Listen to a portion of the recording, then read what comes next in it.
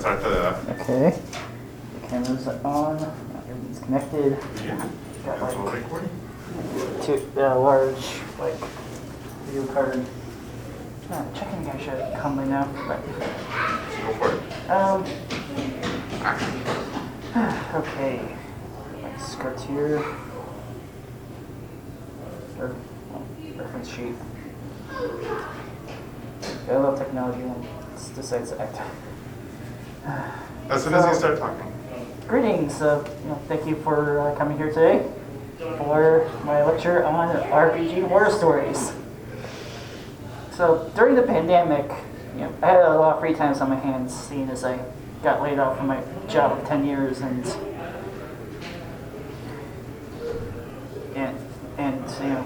just in time for finishing up school and all the other horrors of that that good old 6 months in isolation. So when I got definitely into full swing, and my family, who I do love, tend to drive me up the wall. As we all probably have our own horror stories on that. I started to go on Reddit more and more often. Well, at first it was like world building, figuring out what people are playing, but I discovered this little forum called RPG Horror Stories through one famous story called that guy who destroyed psionics. I would probably spend hours a day read up on Reddit and browsing horror stories on YouTube. Even with having the background as I did gig work, which was probably one of the few times I got the chance to get out of the house and not have to be around my family, who has also gotten a bit maybe a bit kind of mad from the isolation. After all, I discovered that there's channels that just specifically cover these kind of horror stories, and we got to talk and figure out what's some common themes that happen in these horror stories, and I'd like to share what I found. Now, first off,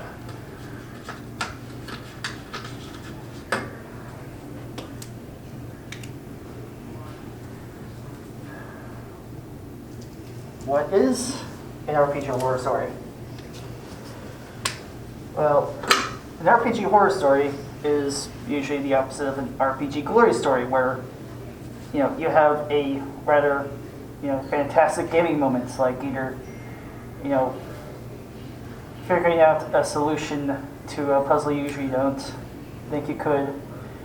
A really great RP moment, like convincing the big bad evil guy to step down from his evil plot through the literal power of friendship and love, to just somehow talking a electronic doorknob into opening without the need of rolls.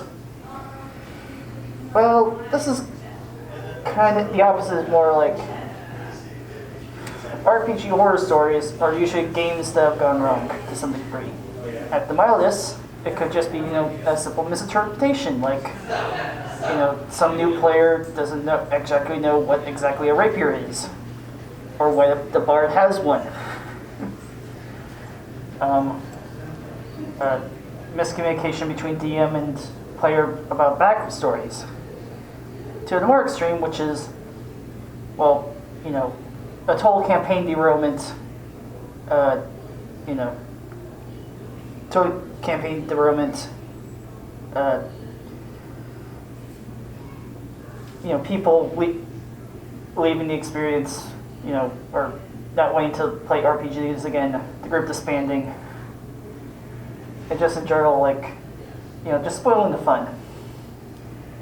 Now, admittedly, due to the nature of Reddit, the more nightmarish stories usually rise up to the top compared to what actually happens is more like oh, wait, what's a rapier?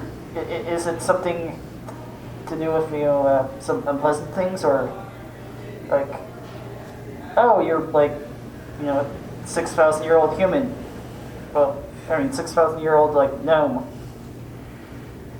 But yeah, it usually like the most extreme types, like having to like some famous Reddit stories, like having to break out of the Nazis' house because they secretly lured you there to murder you, or just some guy creates a hate campaign to try to like steal your girlfriend, or tend to be on the more mild side. But admittedly, a lot of this stuff is for kind of, some of it's for venting and some of it's just for more humorous, or at least the ones that don't literally involve escaping Nazis.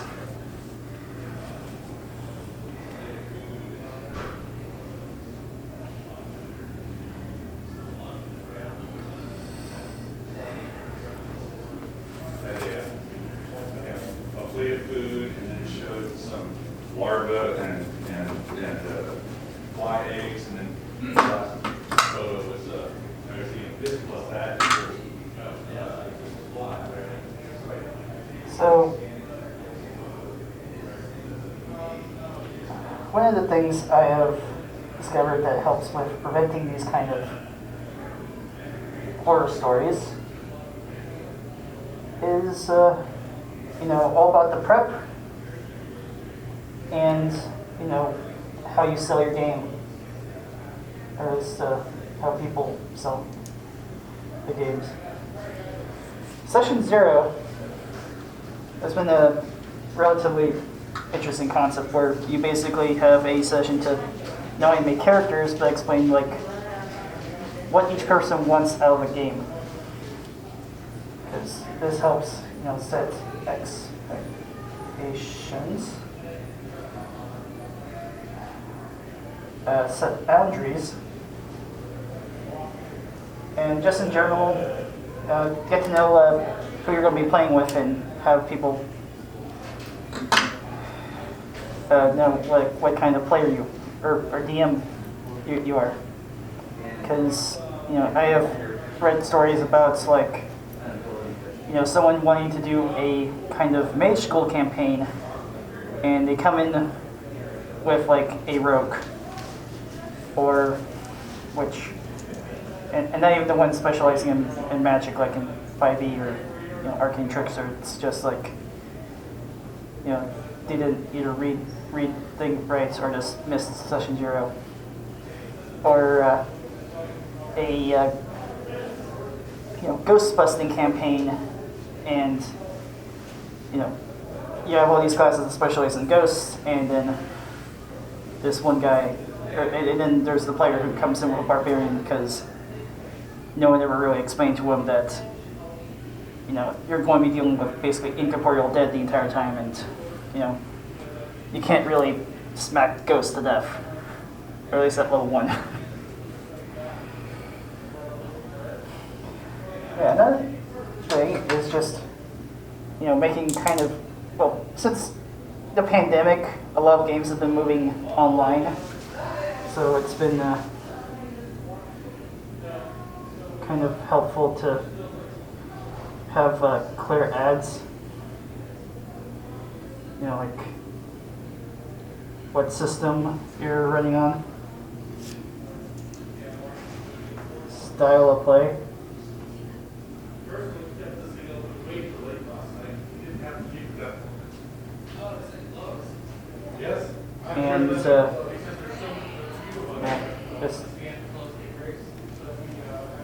And just general details for character gen and just world setting.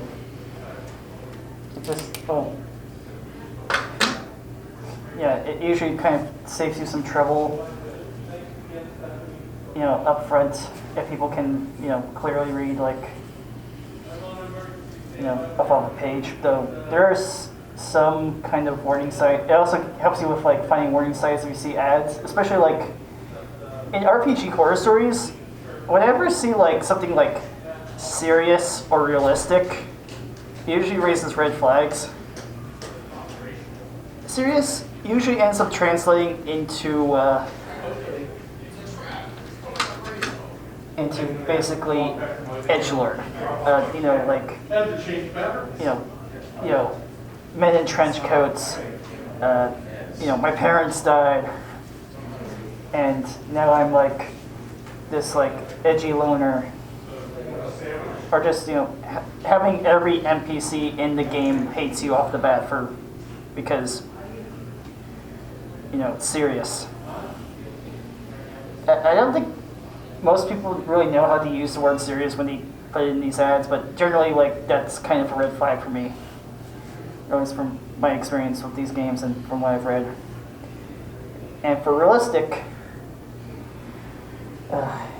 okay, so usually when people say realistic, like medieval, it's usually like they think of basically the darkest, most sinister portrayal of that. You can basically die from a cut. If you're a minority, you're probably not going to have a good time. Women as second-class citizens. I have at least a good enough understanding of history that these things did happen, but usually, like, it's D&D. It's like Pathfinder. You're there to have fun and not have a realistic portrayal of, like, dying of syphilis and having to, figure out, if you're going to be staying in the hospital or an actual, like, inn for the night without the risk of, dying of plague or being robbed. It just seems like when people usually use the term realistic, it's just, well, I want to justify, like, being racist, sexist, and homophobic without, people calling me on it. So, any questions on this topic so far, or should we, like, switch next? On the online play, you said, a lot of games, because of the times that we live in, have shifted to online play. Is this the only, like, are the majority of the horror stories that you've come across, or have you come across, like, these are what my players are like, or one thing that I hear a lot is ghosting. They're in a game, things are going well, and then all of a sudden they don't show up for, like, the next planned session. Well, admittedly, my recent horror stories have been online because of, the global situation, but there's some people that still play, like, in person, just help mass minutes, or just Sure. they stop caring about the apocalyptic virus. Ghosting is a problem, especially like one of the kind of character archetypes. Just it happens generally. You want to try to contact the person and see what's up. Like, is it just they're having a dispute with one of the other players, or just they suddenly became too busy and decided not to tell. But generally, it's communication is basically one of the main themes of RPG horror stories, to basically spoil a part of the lecture. Any more questions?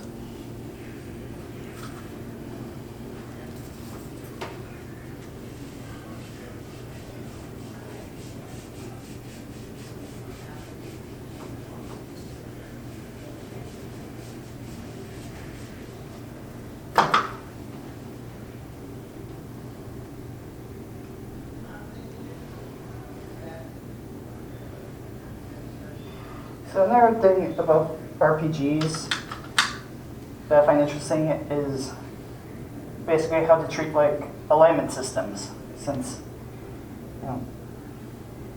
number of games, in order to kind of help better either figure out how to reflect the world, or how the characters we interact with the world, they usually come up with various morality systems in game. in-game penalties or rewards for trying to roleplay out your character in a setting. From as simple as Star Wars light side, dark side, to something a bit more complex, which is World of Darkness and their variations of humanity, where it's a sliding scale from 1 to 10. But the most famous one has got to be the 9 alignments from Dungeons and Dragons, which mainly a huge majority of horror stories are because of basically how much of a luck D&D has on the market compared to other places.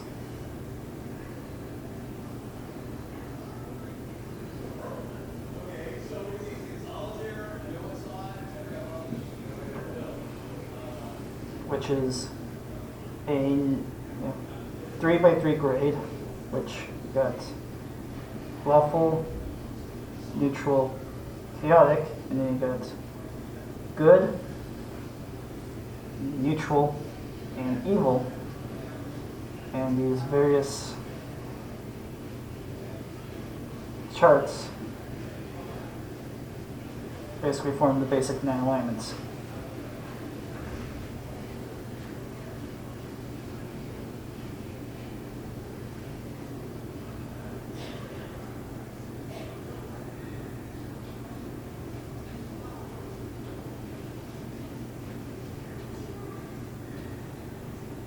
Each of them kind of expressing a different belief, like how much how much you respect laws and traditions, and to how much you use your personal value, and then general morality, like should you be helping people or harming people, or just your general selfishness. Though admittedly most horror stories revolve around, or at least these two kind of generic, or at least somewhat hard to understand alignments. Lawful good and chaotic neutral, or as the more radical terms go, lawful stupid and chaotic stupid. Lawful stupid can best be described as following the law to a fault. This character, tends to be either a paladin or some sort of, someone relative to law enforcement, and tend to, they usually force themselves to be the party, the party's moral leader, and tend to use their authority, or what little to authority they have, to basically act as a roadblock to the party's own success. So you have a rogue that needs to break into a building because through some sort of evil, cult, they're about to sacrifice some, poor hostage. Then the guy's going to probably run to the local guard and basically call the police on them because that's what their character would do, which is another popular saying amongst problematic players, but we'll get to that part later. Yeah, they tend to basically be super cop. They take their whatever character's beliefs, faith, or whatever their order's creed is, to the most inflexible level possible. And basically anyone in the party that do not follow that code to the letter is basically seen as evil or inconveniencing them. Well, chaotic stupid is basically all out, at worst, trying to basically make the excuse of being chaotic evil in name of it without being, chaotic evil. And the most, just a disruptive jerk. They tend to not really roleplay as much, but just, they're there for the loot and, the experience to kill things. They tend to, just believe that, lol random equals character. So like, either breaking stuff in, like, breaking personal property of either players in game because, well, that's what my character would do. That's how you do comedy. To just trying to hijack the game outright. Yeah, these are kind of the two most problematic, and generally you want to just talk to them about their characters, and if not, just feel free to boot them. But generally, I'm not a very big fan of morality systems in most games because, frankly, each person kind of has their own, their own interpretation of these alignments, if not morality itself.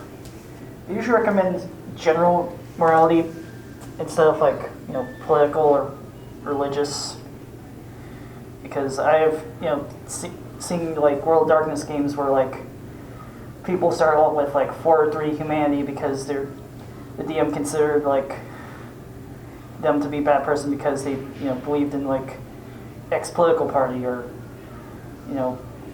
Y religion, or they felt like they're not living up to what their ideal is of lawful good or chaotic good.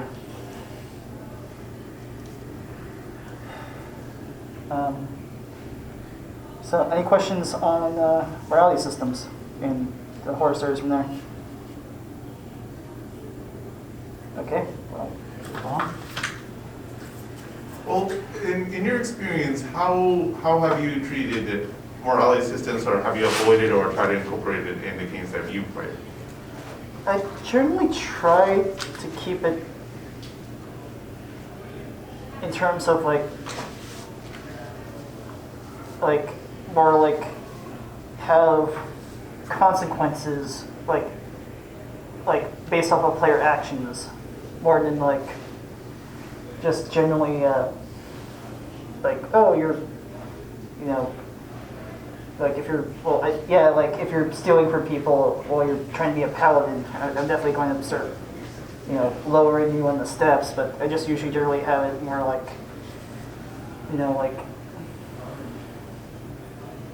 player actions have consequences, like or be it good or bad. Like there's a beggar in the road. What do you do? Like maybe you help the beggar, and at some other later point in the game, shows up now at the party, or you decide to steal from a beggar, and either the guard's on you, or turns out they're the missing son of some noble family, and they found out that they died later because of your actions. Because generally, trying to compound the complexity of the philosophy of morality into like either simple boxes or a numerical number, I find to be kind of challenging, especially because of lifetime experiences, the vast majority of like social and political beliefs,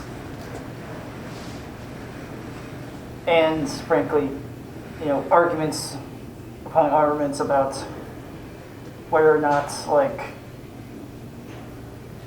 something is good or evil. I mean, hell, like one of the classic ways that seems like if you want to really destroy a party, have them like be dispatching a village of orcs. You know, have them like, you know, be clearing out this place. You didn't have them come across like basically where the women and children are hiding. You know, admittedly in classic D&D, orcs are usually considered, you know, chaotic evil. So, is it, you know, will it be considered lawful good to just, you know, slaughter the women and children as well because, you know, they're an evil race? Or would you, you know, let them go because I have heard stories of people coming across, like, you know, the whole, like, arguing about where not to do stuff like this because, hey, like, they're, you know, it's a chaotic evil race and I'm a lawful good paladin and therefore, you know, I have to smite evil. You know, like, in any other context, it would be considered relatively messed up. So, admittedly, you can argue that being lawful good doesn't really give you license to, you know, perform relatively evil actions even against evil characters, but those are generally arguments I've heard that have derailed games and dissolved groups.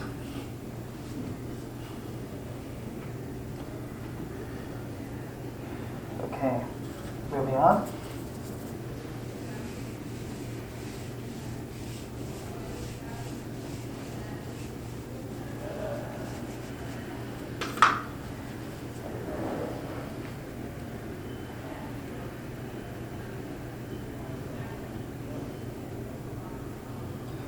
So, nerd.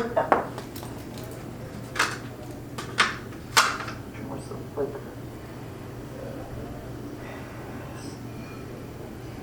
So, with any game, especially using D&D as the core example here, since that's kind of relatively the most popular, I'm assuming everyone in this room knows what D&D is.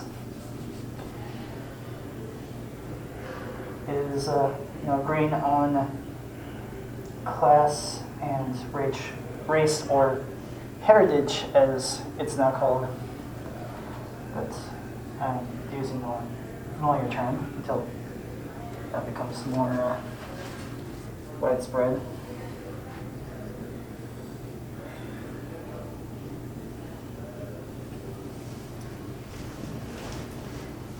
Archetypes. So, like, the you know, lawful good you know, smiting paladin is an archetype.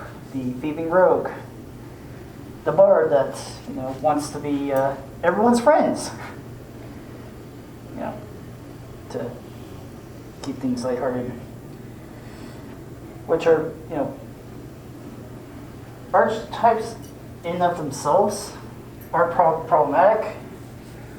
However, it's just when they're the only thing that's reinforced, or, you know, are given a bad take, is when, you know, things that you have problems. Like, there has been games where, or at least I've read, where the game just stopped because the DM kept on arguing with the player about why their paladin wasn't exactly the, you know, pinnacle of evil smiting. Especially for a Curse of Strahd game where it's like, you know, everyone, well, Curse of Strahd is where it's a horror campaign where everything's generally, you know, kind of messed up. So, yeah, the player decided to make more of a Helsing character than a, you know, your typical, like, law-abiding paladin. Though, admittedly, that game also had other problems, like the DM blatantly, like, forcing one of the other players to be that guy or spy. But here's the thing, like, with these kind of things is, well, they're just starting points, but they're not the end all be all. Especially since, you know, paladins, you haven't been required to be lawful or good since at least, I'd like to say 4th edition, if not earlier.